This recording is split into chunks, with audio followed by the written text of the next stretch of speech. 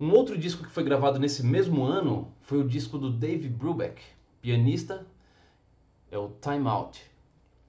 Então, esse disco foi um disco bastante importante também para essa época.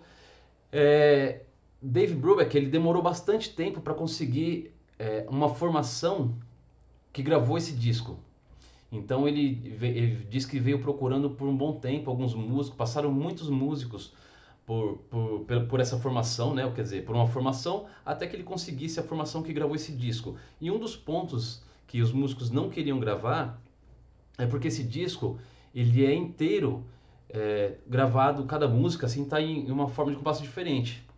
Então a gente tem 3x4, 4x4, 5x4, 9x8, 6x4. Então por ser muito diversificado nessa parte dos compassos, muitos músicos não queriam gravar porque achavam que isso não ia dar em nada e não estava afim de fazer esse trabalho.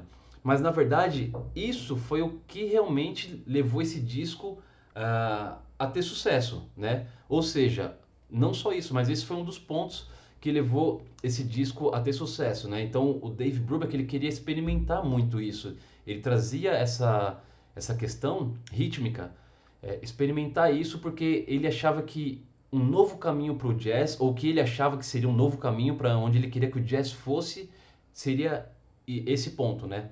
Das divisões rítmicas e tal. Alguns músicos na época que o Dave Brubeck tocava já com Paul Desmond, né, que é o saxofonista, alguns músicos que tocaram com ele, principalmente o John Morello, que era o baterista, achavam um pouco ruim, porque quando ia apresentar era Dave Brubeck e Paul Desmond e sua banda, mais ou menos assim. Então nunca estavam em destaque os outros músicos. E isso foi uma coisa que mexeu bastante, assim, né? Mexeu com os outros músicos porque eles se achavam, né? Falaram assim, ó, e a gente faz parte disso também, né? Porque a gente não está sendo reconhecido. E o John Morello foi falar com o Dave Brubeck exatamente sobre isso e Dave Brubeck deu um solo para que ele fizesse uma apresentação. E nesse solo ele se destacou muito. Tipo, o público foi ao delírio com ele porque ele fez um solo incrível. E aí o Paul Desmond, que é o saxofonista, ficou magoado e aí falou pro Dave, ou ele fica ou eu. E aí o Dave fala, olha, ó, ele não vai sair.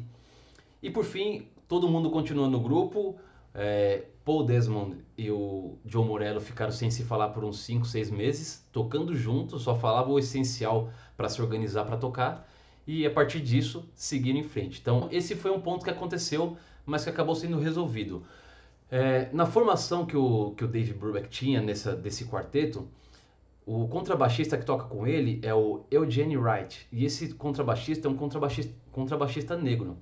Dave Brubeck, todos os músicos que tocavam com ele era branco. E quando esse contrabaixista entrou, meio que teve um preconceito dos lugares que ele tocava e, enfim, um preconceito pelo músico ser um músico negro e nessa época principalmente. E o Dave Brubeck diz que uma vez ele vai tocar em uma faculdade, ele foi fazer uma apresentação em uma faculdade e aí o reitor da faculdade começa a falar que para deixar esse músico atrás do palco, tocando em algum lugar escondido. E Dave Brubeck diz que não, que ele vai tocar no palco também. E aí esse reitor diz, então coloque ele num canto assim, meio escondido e tal. E aí o Dave Brubeck fala que na hora do solo do baixo, ele falou pro baixista, né, pro Eugene, falou, olha, seu microfone tá quebrado, usa o meu microfone, que era o microfone que estava na frente do palco.